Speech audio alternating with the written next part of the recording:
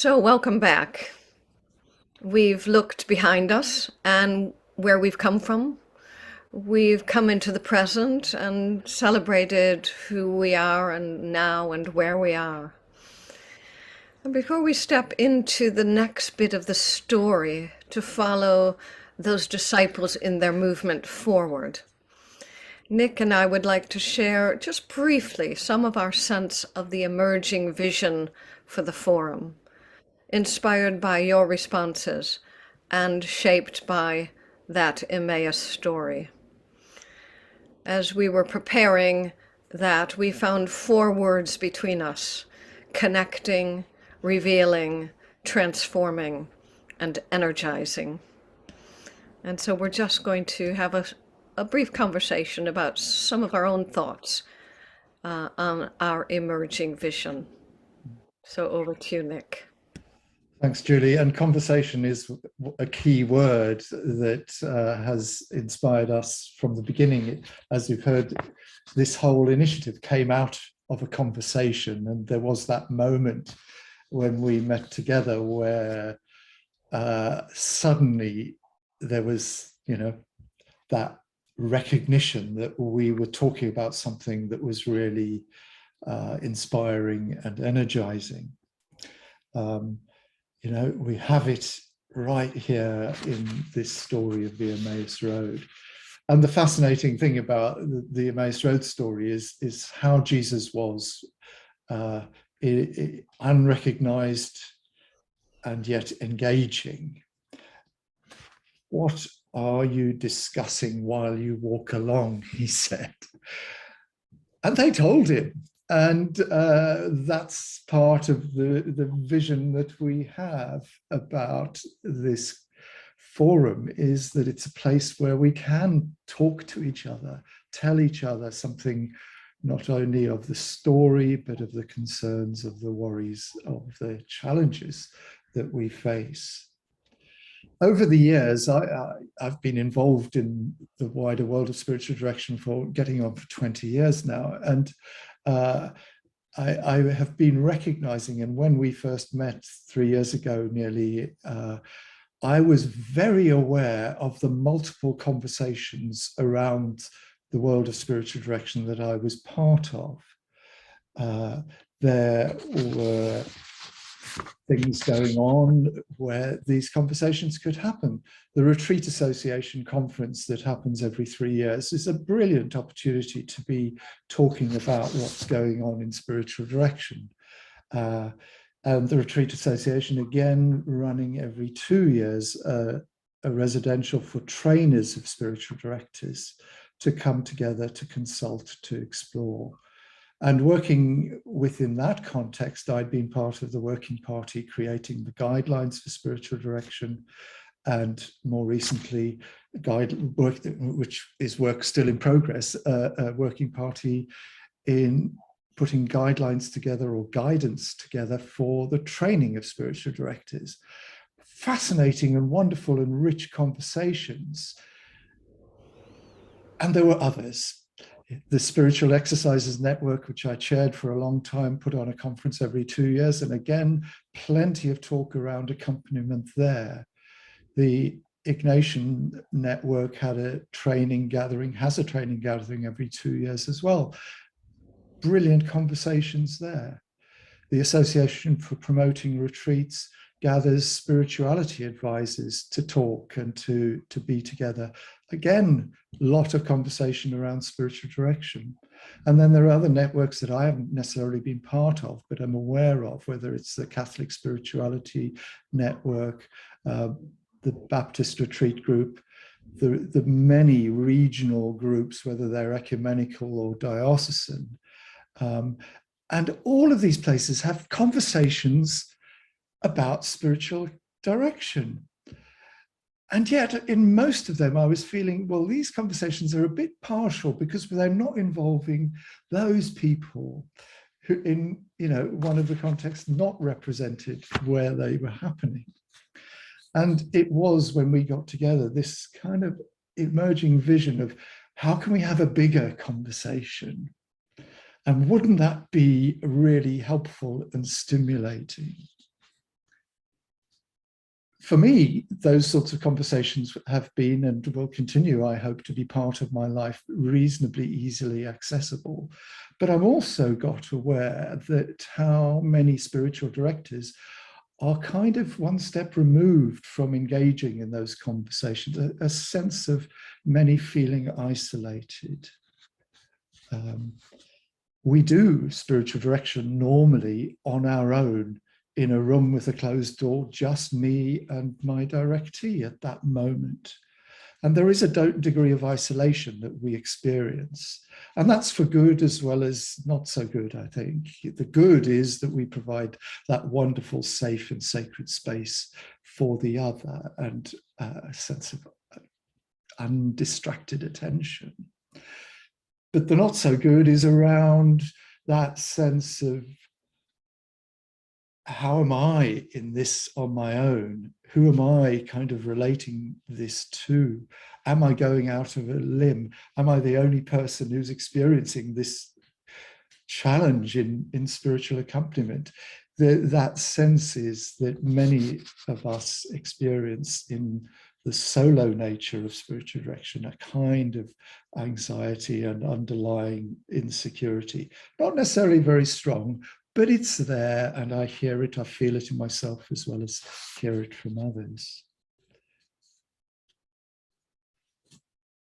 Conversation is so helpful, and we have had many experiences over recent years where we discover something of it and we hope for more. And that sense that there are perhaps bigger conversations to be had. The sense that a bigger conversation might have even more positive effect on the sense of connectedness of spiritual directors, may have an even better sense of encouraging thinking about and putting into practice better practice as spiritual directors. That the conversation may involve the exchange of information so that opportunities are shared in a wider range of people than might normally be offered. You know, the possibilities kind of grow when you explore, don't they? But I think that it's also worth mentioning that part of the sense of the conversation and the value of conversation is for not just for conversations amongst spiritual directors, but for conversations beyond spiritual directors. I am aware that the wider church has a view of spiritual direction that may be at one end of the spectrum, kind of not even really aware of it. Somewhere else in the spectrum, a sense of what it is, but maybe a not terribly clear sense of what it is.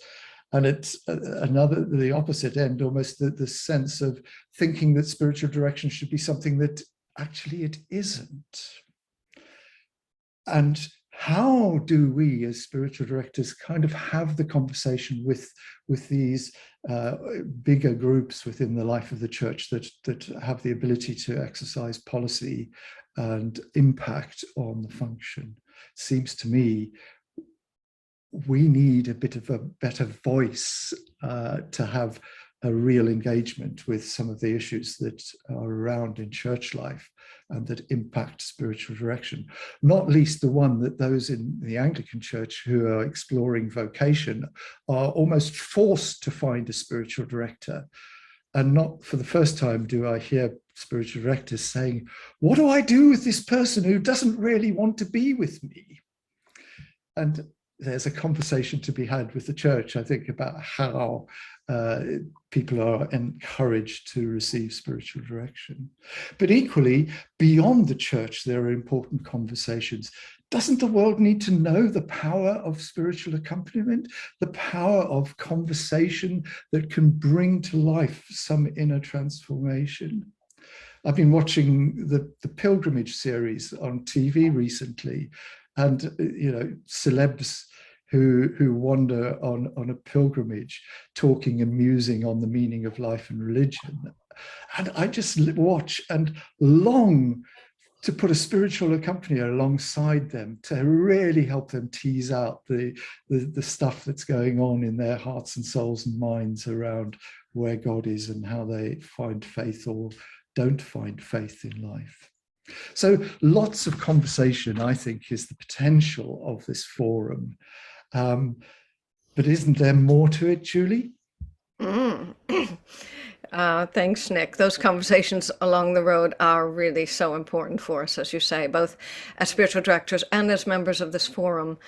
As you say, spiritual direction is a very lonely ministry, and we very much need companions along the way. We need those sort of honest and searching and sometimes difficult conversations, especially if we are to find a really authentic and heartfelt response to the questions of our time. And closer to home, the questions about how we are to be as a forum. Where are we to put our energies? So as vital as this sort of connection is in a ministry that is so isolated, yes, there's more. The Emmaus story goes on to describe, I think, the crucial difference between the listening we do as spiritual directors and the sort that might describe so many other listening relationships. Beginning with Moses and all the prophets, he interpreted to them the things about himself in all the scriptures. And famously, their hearts burned within them. My vision for the forum rests in this difference, but I believe that the need for this has also emerged from the responses we've had. Last year, when we were reflecting upon the rich snatches of conversation that we overheard, if you will, in that first exercise of forum listening, the online questionnaire, what struck us was the number of times two things came up. The expressed desire to be creative, relevant to the 21st century, honest to who we really are, reaching the margins, thinking outside the box, speaking to a world in crisis. And also to be rooted in the tradition, theologically sound, and connected to and inspiring the church. And at first glance, this can look like opposites. What I've come to believe, as I'm sure many of you do, is that it is in the interface, in this precise interface between old and new, that Jesus spoke most powerfully and that the Spirit can move. I think it's this difficult and dynamic interface is the prophetic ministry. And we were struck by how many of you picked up on this theme in your feedback to us. So the prophetic dimension of our tradition is always both rooted and relevant, providing both challenge and consolation to both the church and the world. And I think this is why it feels so important to underline that. At a time when everything seems to be spinning right out of control, what we need most, I think, in these conversations is not something newfangled, but ancient, not to be right outside the box, but to remember the containers of truth that allow for our deepest freedom. I think we need not to be merely confessional in a psychological or social way, but Christ-centered. And of course, we do need to be very much on our toes. We need to be creative and fresh in the ways we're thinking about spiritual direction. And that will mean thinking sometimes right outside of the box. But this story tells us, I think, that like the disciples, I think we have to listen to our deepest questions and feelings, our dashed hopes, our desires, and our dreams in light of that bigger story. I think we desperately need that something larger than ourselves to contain our anxiety and provide meaning. I think we need the wisdom of the tradition to inform our lives and our practices as we try to live radically different and save our world, save our planet. We need the risen Christ to bring perspective and peace. Now, what does all this mean to the forum? I think it means two things, and two important things. The first is that we could be powerfully energized by the reality that, to the extent that we stay true to this conversation between our honest stories and God's bigger story, we can offer both the church and the world a deeply vital ministry. Even if we are being sidelined, we are absolutely not a sideline. We are inevitably on the inside outer edge, which is the place of all prophets. So I want to say that instead of being frustrated by that position, let's let it feed our imagination and our work. And secondly, this bigger conversation between the unfolding work of the forum and the story of how God has been revealed in Scripture should energize and inform every conversation we have. We might regularly ask ourselves, what's the bigger story here? What do we need to hear, remember, be inspired by within our sacred text? I really hope that we've modeled something of that conversation this morning. But as I was reflecting on this story, my vision is that the forum would support, encourage, nourish, and inspire this prophetic dimension. It was very much this deep prompting in me that inspired my own involvement in those initial conversations. And what a joy to see how far we've come. So, Nick, you did ask. Absolutely. Let's not be foolish or slow to believe all that the prophets have declared. What say you, Nick? Absolutely. But of course, we are humans, and therefore we will struggle at times. And that's where the ongoing life of the forum is going to need ongoing work of the Holy Spirit in us. It's going to need the ongoing transforming presence of the risen Christ changing us. You know, Jesus at the table with them took bread, blessed and broke it, gave it to them, and then their eyes were open.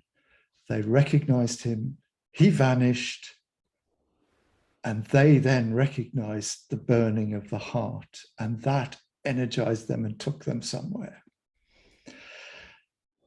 Oh, it's just a fantastic story about spiritual transformation, about journey, about spiritual accompaniment and the potential. And that's world changing. It's part of God's kingdom breaking out. When we were thinking this through, and the feedback that we got gave us such richness, we asked people to give us wisdom, offer us insights and thoughts about how we might work as an entity, which when we pulled them all together, and that was some task, but they emerged out of our pondering the 70-something pages. There was a wonderful collection of a sense of the values that as a group, the forum would seek to hold to. These values were the how we are with each other, how we seek to operate as a group that isn't just taking a model from the world, as it were, from business or organizational management, but is actually wanting to live in the style, in the way of spiritual accompaniment. So, you know, thinking of some of those values just to spell them out, and they are, I find, very inspiring. This importance of dialogue, of listening, and of articulating, of sharing, the value to that of hospitality, the importance of prayer, the utter importance of being discerning, of seeking to find where is the Spirit of God at work and what helps us orientate and respond positively to God's Spirit. The values of humility, wisdom, graciousness, the sense that we need to maintain and be as inclusive, as ecumenical, as diverse as we can. We may not be there yet, but we can seek it and we can pray for it. Other values that, again, are really encouraging to have a sense of a wider community appreciation of spiritual direction needing to be professional, but not professionalized. And I think that's a fascinating and important thing to be pondering. In terms of us as a group, being about growing organically rather than charging forth and trying to do more than we can, to trying to do too much too soon. And yet also seeking to be adventurous, to be outside of the box, to be a bit prophetic. And that sense of the value of openness and good communication. That way of being, I find both inspiring and enormously challenging, because, as I said, we are human beings together in this. And as human beings, sometimes other aspirations are going to get in the way of being that. And so there is that ongoing sense that we again and again need to rise to the challenge of seeking the Spirit of God to transform us, seeking the openness to our eyes being open to something that we haven't been seeing. And that sense that the breaking open of the bread, the breaking open of the word as we are doing today, can be both transforming and energizing. There is a sense that seeking to live out our way of being as the way of spiritual direction, we will be living prophets. It's so true, Nick. And that wonderful recognition of Christ in the breaking of the bread, the breaking open of our stories, our lives, alongside the story of Christ, is full of resonance and richness. And I love some of the qualities you've identified in those responses we had. A dialogue and hospitality, prayer and discernment, valuing wisdom and humility, graciousness, being ecumenical, inclusive, professional and not professionalized, communicating with simple openness. So I love the way you've underlined all those qualities. And in all this, our challenge will be, of course, how to put this on the ground. Take best next steps. Be realistic, but real. How will we actually go forward as a forum? So, like that first band of believers, the movement grew slowly, inspired by the generous and astounding evidence of new life and the gift of the Spirit. I think we've had plenty of that over the last few years, don't you? But having evidence of that, they went forth and engaged others, announcing the good news along the way and stirring faith and commitment, person by person. It's been a great privilege to work alongside such a wise and wonderful group for the last 3 years. But if we are to thrive, we need to engage the energy and commitment of others, of all of you here and all of you beyond here. Without that engagement, we will almost certainly fail. So we are the forum. We are the forum. And as well as participating as you do by joining us as we gather and praying for the forum, we need people who will be interested in perhaps sitting on one of the 3 groups, which I'll remind you of in a moment, those 3 focuses of our vision. We're also looking for administration help, which could include website communication or finance. This has suddenly felt a bit like that moment when the offertory basket goes round. This is all well and good, but what are you going to give? So just imagine that the basket's being passed between us now, and you're going to begin to think about what you could put in that basket to help the work of this forum to thrive. And to this end, we'd like to ask you to spend just a brief time now in prayerful reflection, which I'm going to lead us through. After that, Nick's going to put us in groups again to share something of what's emerged. So I invite you now to reflect with me on how the forum has engaged you, what you might put in that offer to basket as it comes around, and as we think about the future of the forum. So if you will return as best you can now to that prayerful, centered space, walking along the road, listening to the conversations, contributing to them, and remembering the third that always walks beside us.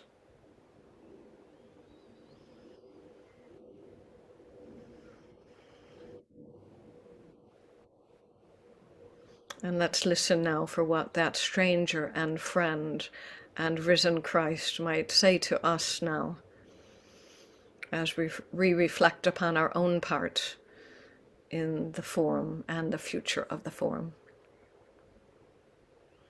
So, as you consider the story of the forum and the emerging vision, such as we were able to communicate to you just now, where does your heart burn within you? Where have you found yourself particularly engaged? Words, ideas, aspects of this forum. Just take a moment to identify your own heart's burning.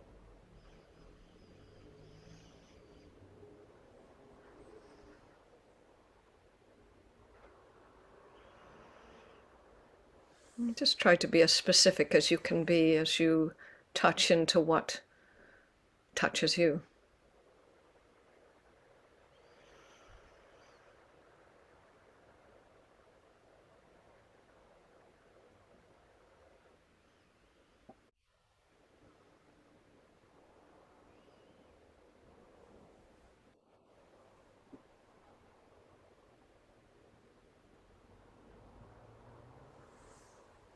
And indeed, there may be aspects of the forum that weren't drawn out today, but you sit within your heart as a passion. Identify those two.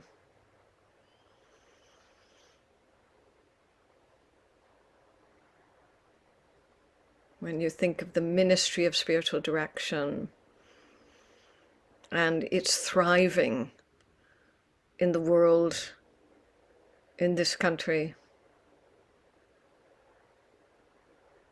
where does your heart burn within you?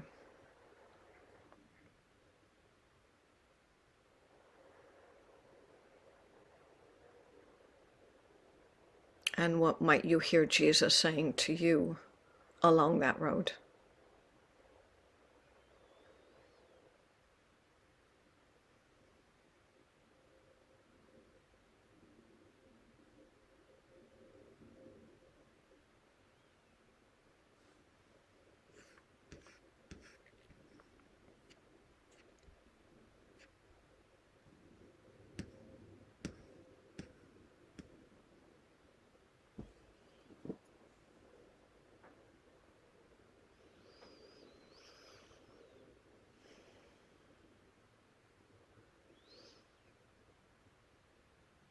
And continuing, as I name the three aspects of our vision, just listen for what particularly engages your energy and interest, and anything else that comes as a sort of arising from these supporting and resourcing spiritual directors.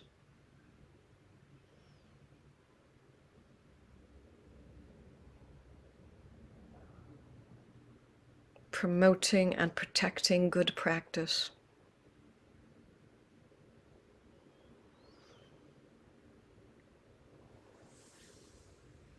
advocating and encouraging creative development in our churches and in our world. Supporting and resourcing. Promoting and protecting. Advocating and encouraging.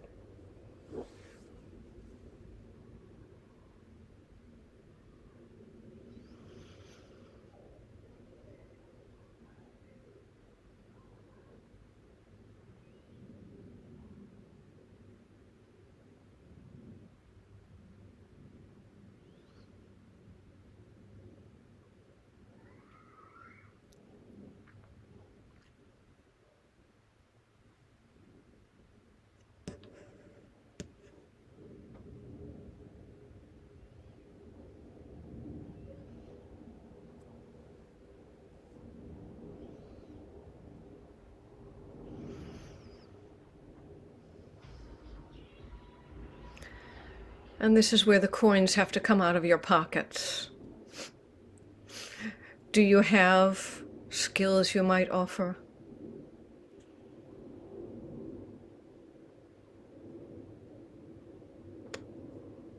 Perhaps administrative skills?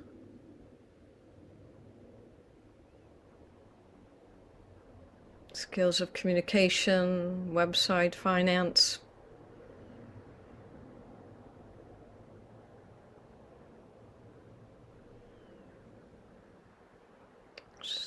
Have you got the gift of time and vision that you might offer the forum?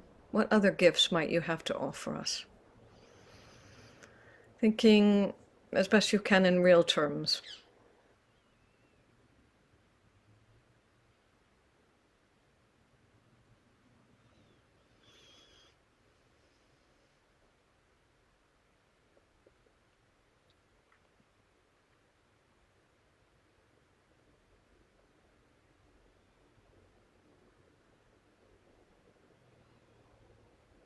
How do you think you might particularly offer the gift you have to the forum?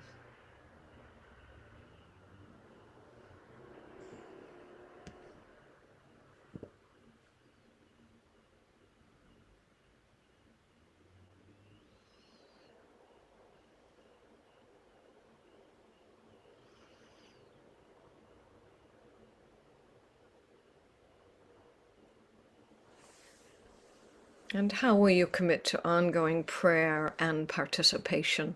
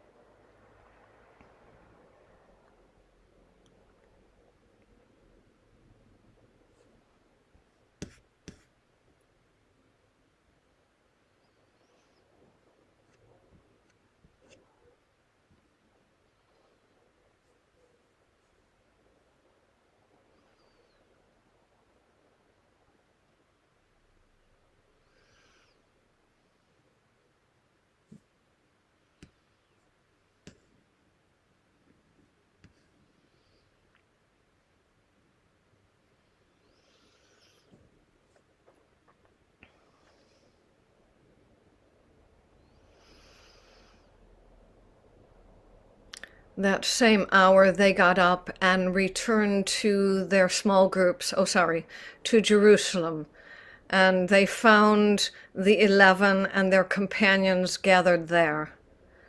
They were saying, "The Lord has risen indeed, and he has appeared to Nick, to Ellison, to Christopher, to Julie, to Simon." Then they told what had happened on the road and how he had been made known to them in the breaking of the bread.